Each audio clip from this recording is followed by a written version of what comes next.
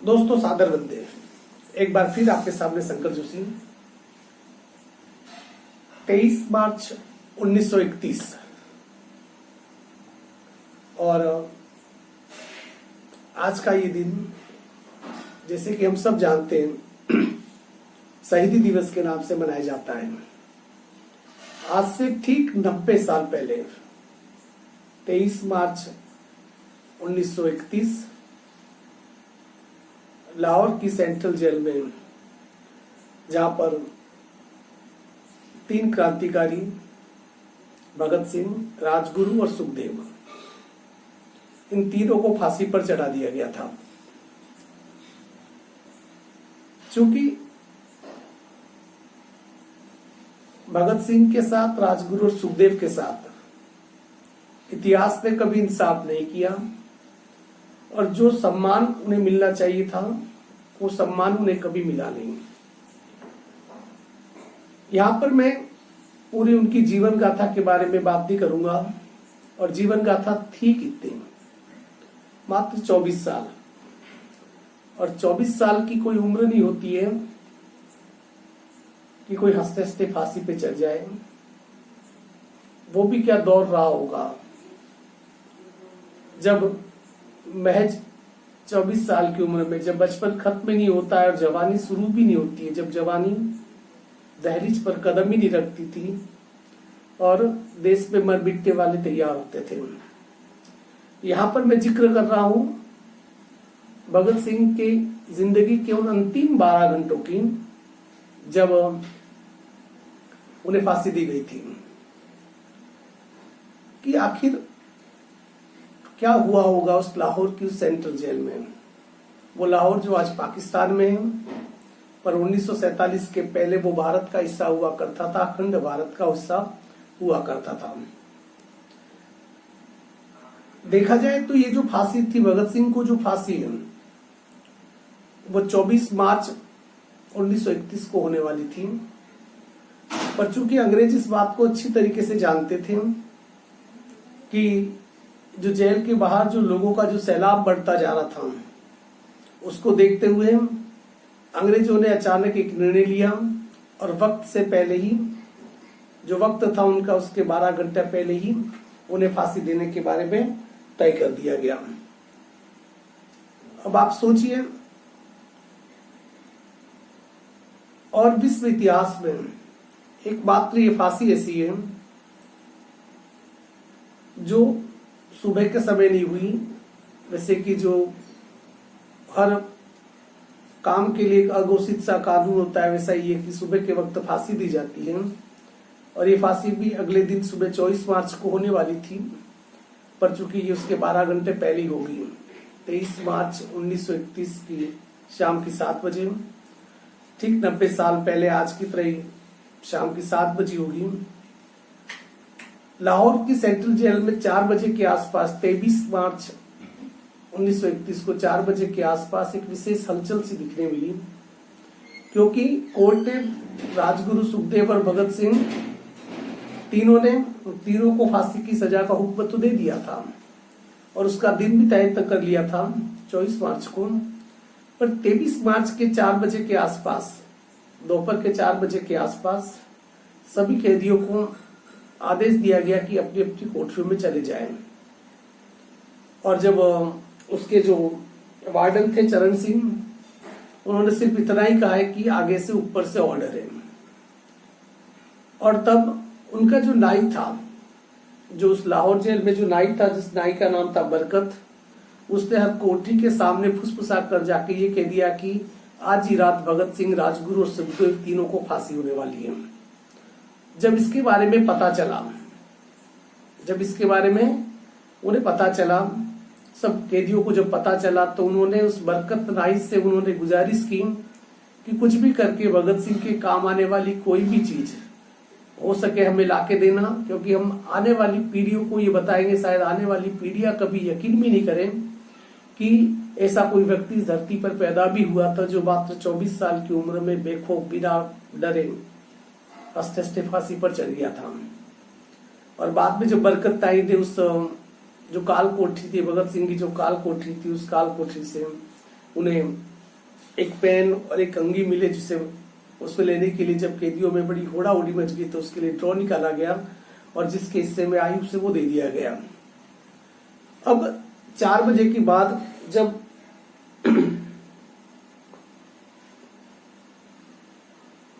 और जैसे कि बाद में कहा भी गया है कि इस कोठरी के बाहर जो गलियारा बना हुआ था लाहौर जेल में, उस जेल में बहुत पहले जब भगत सिंह एक बार किसी सुनवाई के तहत अदालत जा रहे थे, उस समय जो वहां के जो उस जेल में पंजाब कांग्रेस के नेता भीमसेन सच्चर, वो भी उस जेल में थे। उन्होंने कहा भी था, भगत सिंह से पूछा भी था कि लाहौर षड्यंत्र में उन्होंने अपने बचाव में पैरवी क्यों नहीं की। तब भगत सिंह ने एक जो लाइन कही थी जो इनकी नीयत और उनकी सोच के बारे में बता रही थी। उन्होंने कहा भी था अपने मुंह से कि इनकलाबियों को अपने लिए मरना ही होता है, अर्थात कि जो इनकलाब करने वाले उन्हें अपने लिए मरना ही होता है। और भगत सिंह के मन में कहीं कहीं ये सोच भी थी, चाहे तो भगत सिंह अंग्रेज सरकार से माफी मांगकर बचकर निकल सकते थे क्योंकि उनकी उम्र इतनी कम थी, परंतु उन्होंने माफी मांगना गवारा नहीं किया। कहीं की भगत सिंह की सोच थी कि एक भगत सिंह की मौत से जब इस देश हिंदुस्तान, इस मुल्क के हर घर में जब भगत सिंह जब पैदा हो जाएगा, तब कम से कम जो इनकलाब, जिस इनकलाब की बात करते थे भगत सिंह, वो इनकलाब इस मुल्क में बहुत जल्दी आ जाएगा। और उन्होंने माफी मांगना उस समय गवारा नहीं किया था। और चूंकि उनके जो वार्डन थे चरण सिंह, वो भगत सिंह के शुभचिंतकों में से एक थे, इसीलिए जो लाहौर में जो द्वारका प्रसाद जो लाइब्रेरी थी, वहां लाइब्रेरी से ला कर अलग अलग प्रकार की जो किताबें वो भगत सिंह को देते थे। चूंकि भगत सिंह जेल में बंद वो किताबों के बड़े शौकीन थे, वो किताबें पढ़ते रहते थे और उन्होंने काफी कुछ लिखा है। उनकी डायरियों के पन्ने आज भी मौजूद हैं। उनकी जो जेल, उनकी काल कोठरी, उसे क्या कहे, जेल तो क्या कहे, एक छोटी सी काल कोठरी थी और वो इतनी छोटी थी कि भगत सिंह, जिनकी लंबाई 5 फुट 10 इंच की थी, वो अपने पैर भी पूरी तरीके से लंबे नहीं कर सकते थे। उस कोठरी का जो फर्श था वो कच्चा था और उस कोठरी में हल्की फुल्की घास वगैरह भी उगाई थी। और चूंकि उस काल कोठरी में रहते हुए जो भगत सिंह अपने जीवन के आदी हो चुके थे, लगभग ये जो घटना वृत्तांत सुना रहा हुआ से ठीक 90 साल पहले 23 मार्च दोपहर 4 बजे की बात की ये पूरी मैं घटना सुना रहा हूँ। फांसी के 2 घंटे पहले जो भगत सिंह के वकील थे वो प्राणनाथ मेहता वहां पर आए, जो भगत सिंह से मिलने के लिए आए। और भगत सिंह को बताया गया कि भाई तुम्हें फांसी आज ही होने वाली है। और जैसे ही प्राणनाथ मेहता को देखा तो भगत सिंह ने मुस्कुराकर उनका स्वागत किया, क्योंकि भगत सिंह को ये पता था कि वो जिस व्यक्ति, और प्राणनाथ मेहता भी सोचते पर शायद मजबूर हो गए होंगे कि जिस व्यक्ति को कुछ घंटों के बाद फांसी दी जा रही है वो इस प्रकार से मुस्कुरा कैसे सकता है। देखा भगत सिंह के चेहरे पर खौफ का कोई नामो निशान नहीं था, बेखौफ थे मौत का, उनके चेहरे पे कोई भी डर नहीं था। क्योंकि जिन्होंने अपनी दुल्हन, आजादी को ही अपनी दुल्हन मान लिया था, तो उस व्यक्ति के मन में डर क्या रहेगा। और उस समय उन्होंने जब प्राणनाथ मेहता को देखते भगत सिंह ने पूछा कि आप मेरी वो किताब जो लोग रिवोल्यूशनरी करके जो किताब थी वो किताब मेरे लिए लायक दिलाएं। और वो किताब प्राणनाथ मेहता अपने साथ में लेके आए थे। उस किताब को उन्होंने भगत सिंह को थमा दिया और भगत सिंह उसी समय उनके सामने वो किताब पढ़ने लगे, क्योंकि भगत सिंह को पता था कि उनके पास पढ़ने के लिए अब ज्यादा वक्त नहीं है, जब तक हो सके इस क्रांति की इस किताब को वो पढ़ ले। और वो पढ़ने बैठ गए। जब प्राणनाथ मेहता जब वहां से लौट के पलट के जब जा रहे थे तो उन्होंने पूछा भगत सिंह से कि भगत सिंह, देश के नाम तुम्हारा अंतिम संदेश क्या होगा, अंतिम संदेश देश के लिए क्या है। तो उन्होंने कहा कि सिर्फ अपनी नजरें उन्होंने किताब से नहीं उठाई, किताब पढ़ रहे थे, किताब, उनकी नजरें किताब में थी। और उन्होंने एक शब्द कहा, सिर्फ उन्होंने कहा कि 2 शब्द इस देश के लिए, साम्राज्यवाद मुर्दाबाद, इनकलाब जिंदाबाद।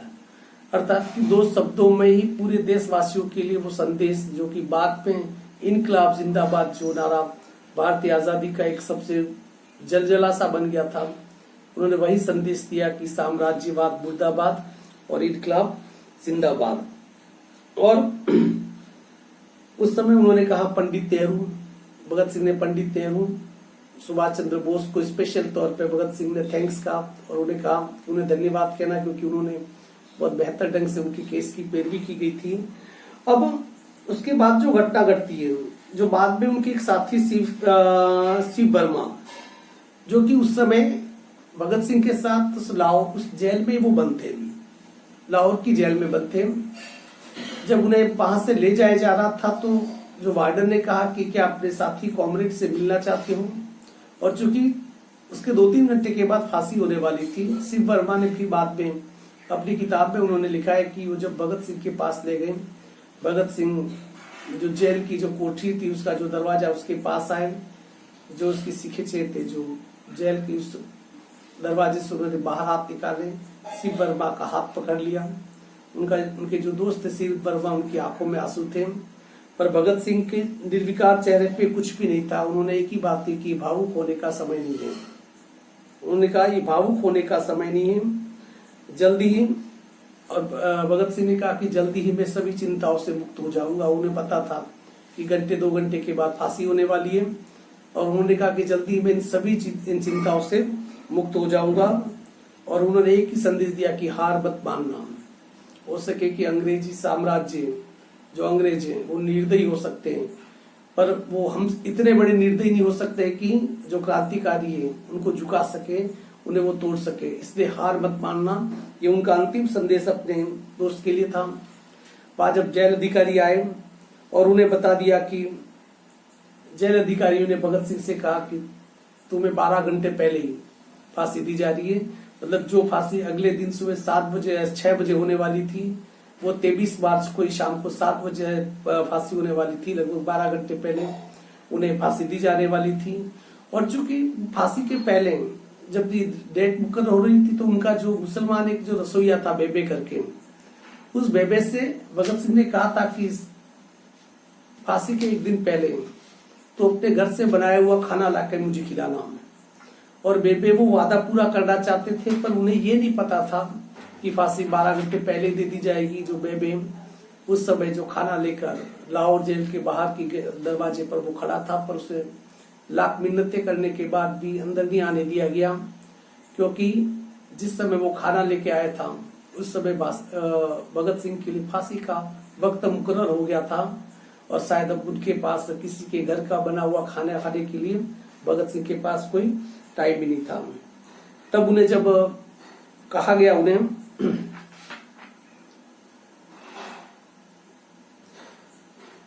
अब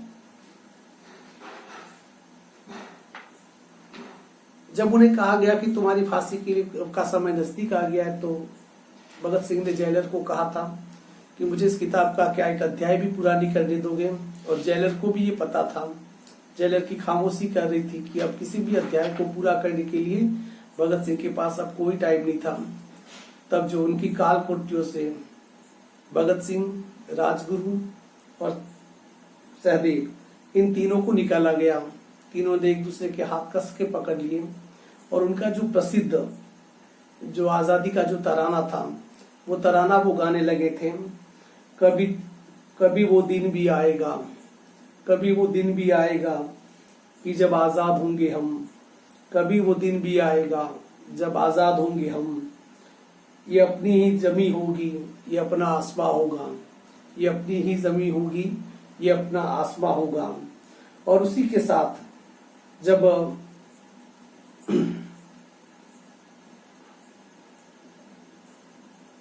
उन तीनों को जब फांसी के फंदे के उस तख्त की तरफ ले जाया जा रहा था, उस लाहौर के जो जेल की जो काल कोठरियां थी उसके बरामदे से होके जब वो गुजर रहे थे, और उस समय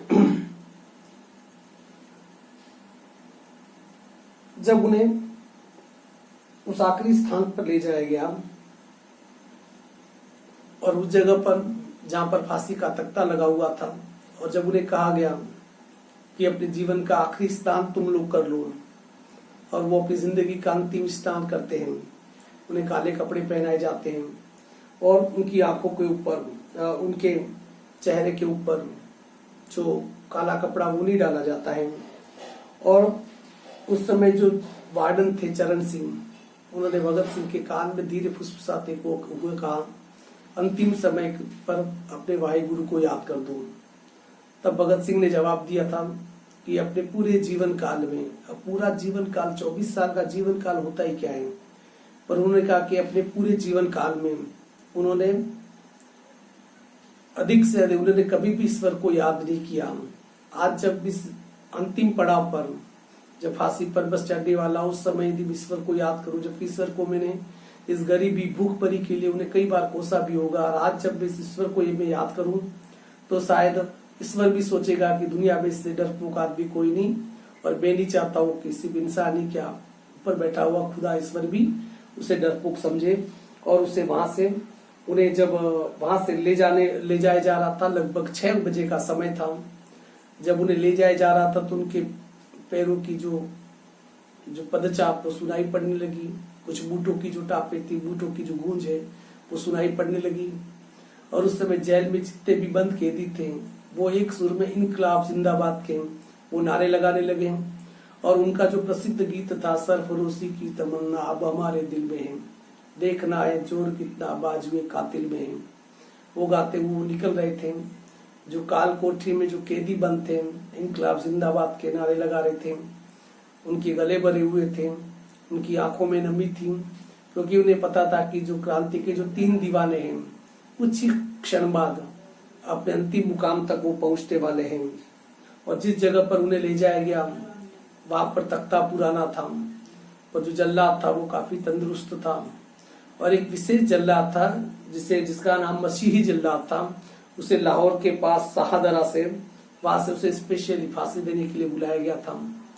तब उस जल्लाद ने भगत सिंह, जो अपने राजगुरु और सुखदेव के बीच में खड़े हुए थे, और उन्हें उस समय याद आया कि उन्होंने माँ को जो वचन दिया था उस वचन को उन्हें पूरा करना है, क्योंकि उन्होंने अपनी माँ को वचन दिया था कि जिस समय वो फांसी के तख्ते पर जब खड़े होंगे और वहां खड़े रहकर वो इनकलाब जिंदाबाद का नारा लगाना चाहते हैं और ऊंची आवाज में नारा लगाना चाहते हैं।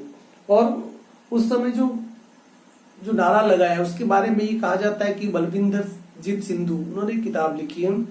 उन्होंने लिखा है कि लाहौर कांग्रेस कमेटी के एक सचिव थे जिनका नाम था पिंडीदास सोंधी।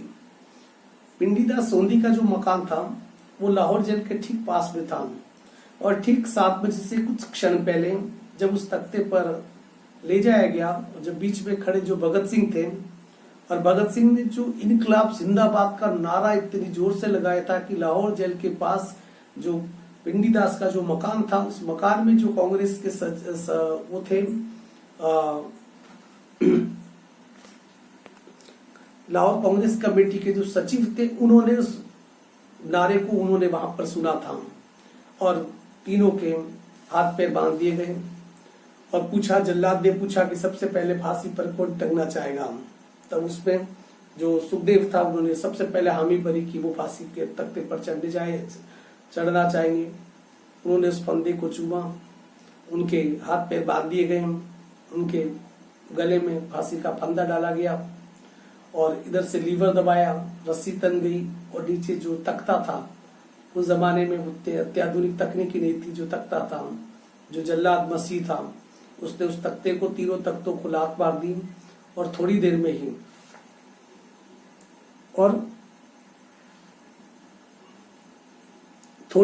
ही मिनटों में वो फांसी जो रस्सी तन गई, तख्ते हट चुके थे, उनके जो जिस्म थे वो लटकने लगे, और कुछ ही देर में, कुछ ही मिनटों के बाद तीनों के शरीर में हलचल बंद हो गई। तब कुछ मिनटों के बाद उन तीनों को वहां से उतारा गया, और जो उस समय के जो डॉक्टर थे, जो लेफ्टिनेंट कर्नल नेल्सन और NS सोडी, जिन्होंने उनकी नब्ज देखी, तीनों को मृत घोषित कर दिया गया। और उन चेहरों की शिनाख्त करने के लिए जो उस समय जो एक अधिकारी थे जेल में, जब उन्हें बुलाया गया तो उन्होंने स्पष्ट मना कर दिया, और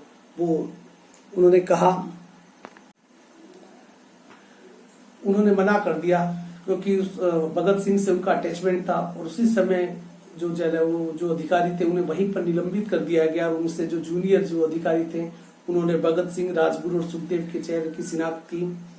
और पहले तो ये योजना थी कि भगत सिंह, राजगुरु और सुखदेव को लाहौर जेल में जला दिया जाए, परंतु जब उन्हें लगा कि लाहौर जेल में जब उन्हें जलाएंगे और वहां से जब धुआं उठता हुआ दिखेगा तो बाहर इतनी भीड़ थी जो एक दिन पहले ही उस भीड़ में आक्रोश पैदा होगा, कोई भी बड़ी घटना घट सकती है। तब उन्होंने, चूंकि अगले दरवाजे से इनकी शव को ले नहीं जा सकते थे, तब उन्होंने जेल का जो पिछला जो दीवार है वो तोड़ी और वहां से ट्रक के अंदर बिल्कुल एक सामान की तरह उन तीनों के शवों को पटक कर उस बड़े अपमानजनक तरीके से उसके अंदर डाला गया। पहले ये था कि रावी नदी के तट पर इनका अंतिम संस्कार कर लेंगे, पर उस समय रावी नदी में पानी बहुत कम था, इसलिए उसके पास ही जो सतलज नदी है, तीनों को ट्रक में भरकर सतलज नदी में, जब वहां पर सतलज नदी के किनारे वहां पर ले जाया गया और जब वो उनका अंतिम संस्कार जब वो कर रहे थे उसी समय लोगों को पता चल गया। और जब लोगों की भीड़ को आते हुए देखा, जब गोरे अंग्रेज जब का दाह संस्कार कर रहे थे, लोगों की जो भीड़ है आते हुए जब देखा तो उसी सब को अधजला छोड़कर वहां से गोरों की जो सेना थी, जो सिपाही थे, वहां से भाग गए। और जितने भी लोग जब आए थे उन्होंने पूरी रात जो सब जलने से रह गया था, जो अधजला सब था, उसके चारों तरफ बैठकर उस अधजले सब की सुरक्षा करते रहे। अगले दिन लाहौर में 3 दिन तक लाहौर में एक मौन शोक जुलूस निकाला गया। और जब उसके बाद लाहौर में जब जुलूस निकाल रहा था, जब उस जुलूस में जब ये पता चला कि जो भगत सिंह के जो परिजन है वो अधजले शवों को लेकर इस जुलूस के बीच पे जब वो आ रहे हैं, जब वहां पर वो ताबूत में उन तीनों के अधजले शव जब आए जो फूल से ढके हुए थे, जब ये दृश्य देखा तो वह हजारों लाखों लोग रोने लगे। और उस समय वहां पर जो एक उर्दू अखबार के संपादक थे मौलाना जफर अली, उन्होंने कहा भी सही कि जिस तरह इन शरीरों के अधजले शवों को खुले आसमान के नीचे जमीन पर छोड़ दिया गया था, इससे बड़ा अपमान कुछ हो नहीं सकता था। बाद में उन अधजले शवों का दाह संस्कार किया गया। और एक प्रकार से जो वतन पर जो कहते हैं कि शहीदों की चिताओं पे लगेंगे हर बरस मेले, वतन पर मिटने वालों का यही निशा होगा। अब देखिए ये आज 90 साल के बाद ये बताने की जरूरत क्यों है, क्योंकि जो आजादी हमें मिली थी उस आजादी की कदर हम लोग कर नहीं पा रहे हैं। बहुत महंगे दामों पर हमें ये आजादी मिली थी और चूंकि जिस चीज का मोल हमें पता नहीं हो उसकी कदर भी हम कभी कर नहीं सकते हैं। आज आजादी के इतने 70 सालों के बाद आज जिस मोड़ पर खड़ा है, इस देश को जब 1947 में जिन लोगों ने आजाद कराया था, शायद उन्होंने कभी सोचा भी नहीं था कि इस देश का ये भी हो सकता है। आज ये दुनिया का सबसे युवा देश है, भारत दुनिया का सबसे युवा देश है। पर युवा देश में जो एक स्वतः ऊर्जा होनी चाहिए, वो ऊर्जा आपके दूर दूर तक नजर नहीं आ रही है।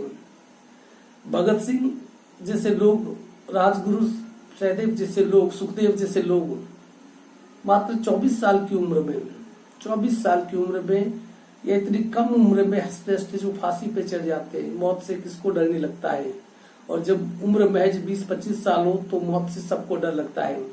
परंतु अंग्रेज डरा नहीं सके भगत सिंह को। भगत सिंह के चेहरे पर जितनी भी किताबें लिखी हुई, इन सभी किताबों को यदि हम पढ़े तो भगत सिंह के चेहरे पर एक क्षण के लिए भी मौत का खौफ नहीं था। उन लोगों ने देश की आजादी के लिए अपना सब कुछ कुर्बान कर दिया और ये देश हमें सौंप के चले गए। आज भगत सिंह की शहादत के 90 साल के बाद जब पलटकर हम देखते हैं, भगत सिंह के सपनों को देखते हैं, भगत सिंह का जो नारा था इनकलाब जिंदाबाद, उसमें जो ऊर्जा थी, उस ऊर्जा को जब हम आज महसूस करते हैं, पर हमें लगता है कि कहीं कहीं उन सपनों को हम पूरा नहीं कर पा रहे हैं। आज वक्त ऐसा नहीं है कि हमें कोई शहादत देने की जरूरत है, वक्त ऐसा भी नहीं है कि हमें किसी की गुलामी की बेड़ियां तोड़कर हमें आजाद होना है। नहीं, देशभक्ति का मतलब सिर्फ ये नहीं होता है कि किसी से लड़ना। देशभक्ति का मतलब सीधा ये होता है कि देश के प्रति जब हमारी कोई अपनी जिम्मेदारी होती है, उस जिम्मेदारी को पूरी शिद्दत के साथ, पूरे मन के साथ हम पूरा करें। जो जिम्मेदारी हमें दी जाए, आज देखिए देश भ्रष्टाचार के चौराहे पे खड़ा है, चारों तरफ धर्म, जाति, इन सब अलग अलग चीजों के ऊपर इनके ऊपर राजनीति होती रहती है।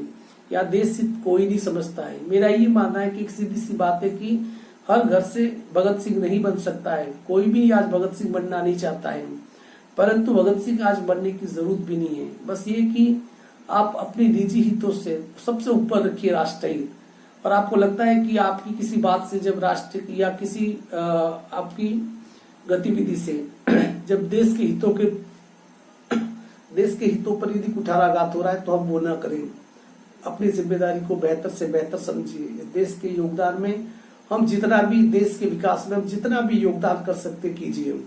और शायद भगत सिंह के प्रति, सुखदेव के प्रति, राजगुरु के प्रति हमारी सच्ची श्रद्धांजलि होगी। लाखों लोग इस आजादी की लड़ाई में मारे गए थे और इनमें से तो 5 या 10% लोगों के नाम इतिहास में दर्ज हो पाए। बाकी ऐसे 95% लोग होंगे जिनको इतिहास में कहीं पर स्थान ही नहीं मिला, जिनका कहीं जिक्र ही नहीं है। आप सोचिए, मरने के पहले यदि सबको ये पता, किसी को ये पता हो कि उसके मरने के बाद उसकी मौत पर एक कुत्ता भी नहीं भौंकेगा, कुत्ता भी नहीं रोएगा, या किसी भी किताब, इतिहास की किताब में जब उसका उल्लेख तक नहीं होगा, तो ऐसे व्यक्ति का मरना कितना त्रासदीदायक हो सकता है। पर ऐसे लाखों लोग इस देश की आजादी के नाम पे मर गए। सच तो यह है कि एक वक्त वो भी आएगा जब हम भगत सिंह जैसों की शहादत की कीमत को समझ पाएंगे, उस दर्द को हम समझ पाएंगे।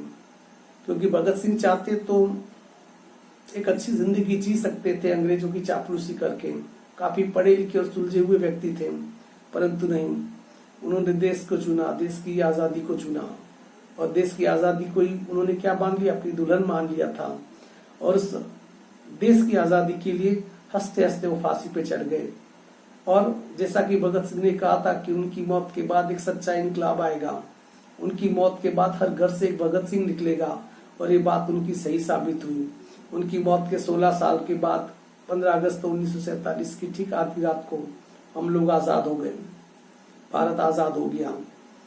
जो ब्रिटिश का जो यूनियन जैक था वो उतर गया और तिरंगा भारत के आसमान पे लहराने लगा।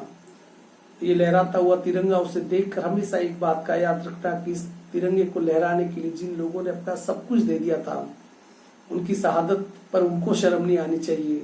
आज वो कहीं पर भी होंगे, स्वर्ग में यदि कहीं पर भी होंगे, हमें देखकर वो गर्व महसूस करें, उनका जो सीना चौड़ा हो जाए कि जिस देश के लिए वो अपना सब कुछ लुटा के यहाँ पर आ गए थे, वक्त से पहले उन्होंने मौत को गले लगा दिया था, उस पर उन्हें अभिमान होना चाहिए।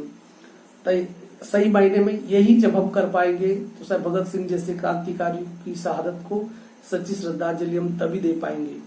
जय हिंद, जय भारत।